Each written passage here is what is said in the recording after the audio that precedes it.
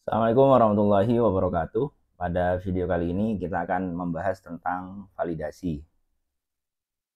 Jadi di website itu kan kita harusnya memvalidasi semua data yang berasal dari klien karena untuk eh, sisi keamanan dan juga karena untuk memastikan bahwa data yang diinput oleh user itu data yang valid, yang benar gitu. Nah, sebenarnya validasi itu kan bisa dilakukan dari sisi front end dan back end. Cuma website yang baik adalah website yang menerapkan validasi baik dari sisi front end dan back end. Kalau dari sisi front end kita bisa melakukan validasi dengan HTML dan JavaScript. Nah, contoh di sini ya. Kita input, kita tambahkan number, tipe number di sini biar datanya hanya bisa angka umumnya. Itu sebenarnya sudah validasi. Kemudian kalau memang data ini harus diisi, kita bisa tambahkan atribut required di sini dan seterusnya. Cuma tetap kita harus menggunakan validasi dari sisi backend-nya atau servernya karena validasi dari sisi backend itu lebih aman dan tidak mudah untuk dibobol gitu. Oke, ini kita akan coba untuk melanjutkan yang kemarin. Nah, untuk kebutuhan praktek yang project kalkulator ini untuk tipenya saya akan ubah menjadi teks dulu. Jadi nanti biar kita bisa memvalidasi bahwa inputnya harus angka dari sisi back end gitu ya. Jadi ini saya ubah jadi teks dulu. Kemudian di sini untuk modulnya bisa sudah dilihat. Jadi sebenarnya kalau kita mau melakukan validasi di Laravel itu sudah menyiapkan fungsi yang namanya validate. Jadi di sini kita tinggal tulis field apa yang mau divalidasi, kemudian jenis-jenis validasinya. Jadi kalau validasinya banyak, tinggal kita pisah dengan tanda garis seperti ini. Jadi kalau seperti ini berarti angka 1 itu harus diisi karena required dan dia harus angka karena numerik. Angka 2 juga seperti itu. Jadi seperti itu cara kerja validasi di Laravel. Oke, sekarang kita coba ya di coding. Kita ke kalkulator controller, kemudian di sini kita tambahkan fungsi validate.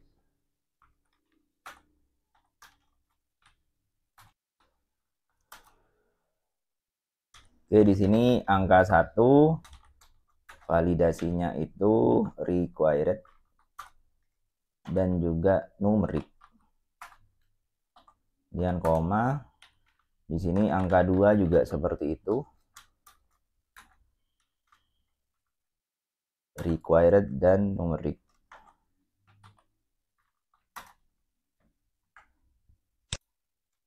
Sudah hanya seperti itu untuk di sisi controller. Nah, ini sudah ada fungsi validasinya. Jadi nanti ketika divalidasi ternyata ada data yang tidak valid, maka proses yang di bawahnya itu tidak akan dilanjutkan.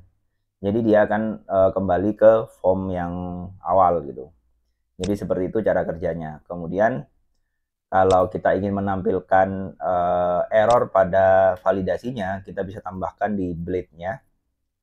Pertama kita bisa cek dulu if cara ngecek ada error atau tidak, kita bisa pakai variable errors, kemudian fungsi any. Jadi jika ada error, nah di sini kita bisa tampilkan pesan errornya di dalam sebuah alert ya.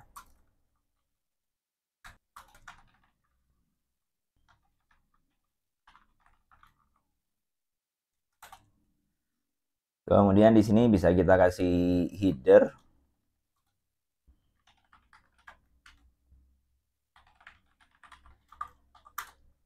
Dan kita kasih baris.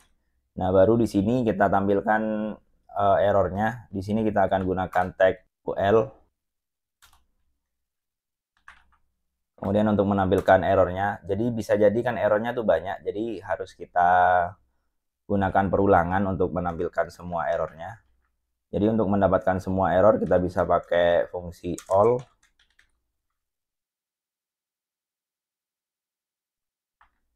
Kemudian di sini kita simpan di variabel error dan baru di sini kita pakai list dan kita tampilkan errornya.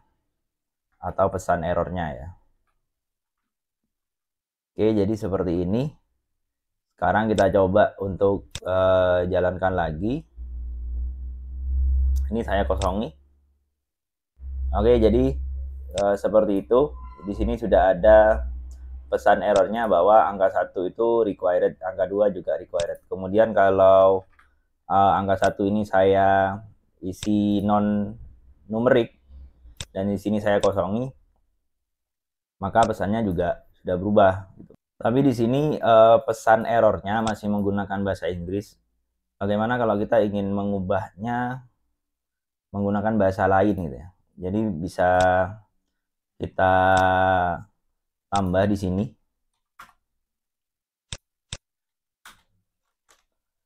Jadi di sini kita beri kurung siku lagi, kemudian nanti kita tulis satu-satu untuk pesan errornya.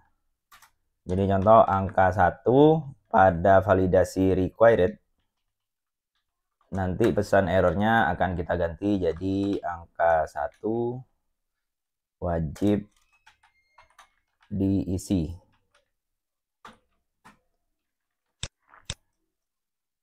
Oke, kemudian ini saya salin saja. Yang ini numerik, ini juga numerik, ini angka 2, ini angka 2, dan ini angka 2, angka 2. Oh, yang ini angka 1 harus angka gitu ya. Kemudian ini harus angka. Oke, jadi seperti ini cara mengubah pesan dari validasi Laravel. Oke, sekarang kita coba untuk jalankan lagi. Oke, bisa dilihat bahwa sekarang pesan errornya sudah menggunakan bahasa Indonesia yang seperti kita tulis di sini. Tapi kalau kita menggunakan cara seperti ini akan butuh banyak kode ya, apalagi nanti kita punya program besar, banyak formnya, banyak validasinya, banyak fieldnya. Ini kan kita harus menulis banyak seperti ini gitu. Kalau seperti ini lebih baik kita ubah pesan error validasinya secara global saja. Jadi caranya di bagian resources kita buat sebuah file baru tapi di dalam folder lang, kemudian nama bahasanya di sini kita tulis ID karena Indonesia ya. Kemudian nama filenya adalah validation.php. Oke, jadi seperti ini. Nah, baru di sini kita isi dengan bahasa yang ingin kita gunakan atau kalimat yang ingin kita gunakan ketika error pada validasi tertentu. Oke, biar cepat, ini saya copy dari modul saja. Oke, jadi kita pakai yang ini sudah saya sediakan.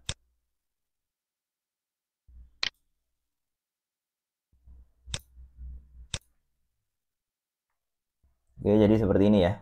Jadi kalau ada error pada validasi required, maka pesannya adalah field atribut namanya, nama atributnya wajib diisi. Jadi kalau kita menemukan kata .2 atribut, berarti ini adalah kata ganti dari fieldnya. Kalau nanti ada email, berarti pesan errornya seperti ini. Kemudian di bagian ini, di bawah ini ada atribut. Nah, ini untuk mengganti nama field menjadi kalimat tertentu. Jadi kalau ada field namanya email, nanti dia akan menggunakan kata alamat email. Kemudian kalau ada field namanya password, maka dia akan menggunakan kata ganti. Jadi seperti itu. Nah, teman-teman kalau mau menambah nanti tambahkan di sini, di bawahnya date ini. Oke, sekarang kita save.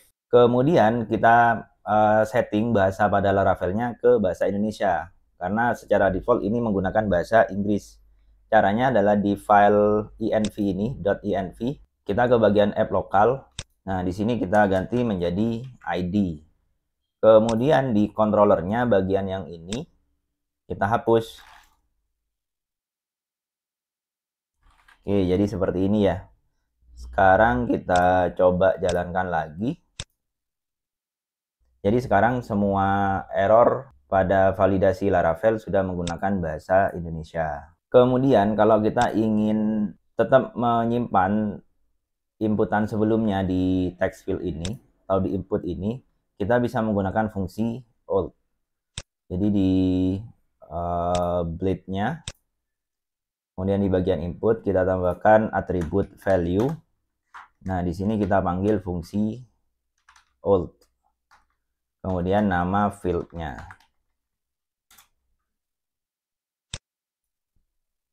Lakukan hal yang sama di angka 2. Ini diganti angka 2. Jadi nanti dia akan tetap menampilkan input lama ketika terjadi error. Jadi hanya ketika terjadi error ya. Kalau tidak ada error maka tidak ditampilkan. Jadi contoh,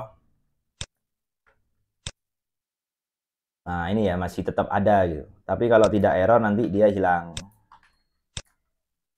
Oke, jadi seperti ini. Kemudian kalau kita ingin menampilkan style invalid pada input ini, kita bisa menggunakan class isInvalid dari Bootstrap. Jadi di sini nanti di kelasnya, jika ada error maka kita tambah class isInvalid gitu ya. Nah, ini caranya kita bisa menggunakan percabangan di sini. Jadi untuk pertama kita cek errornya dulu.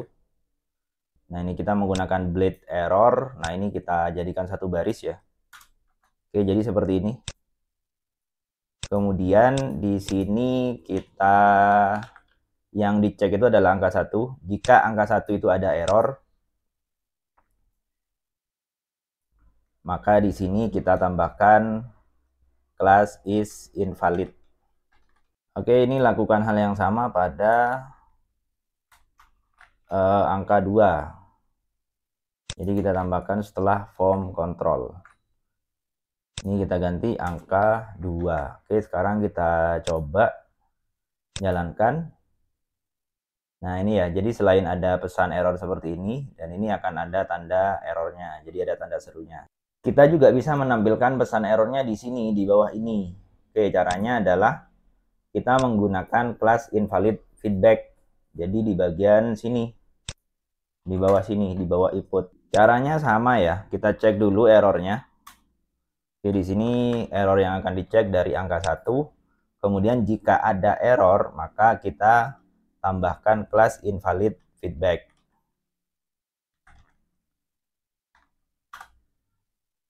Oke, jadi seperti ini. Kemudian di bagian ini kita tampilkan pesan errornya.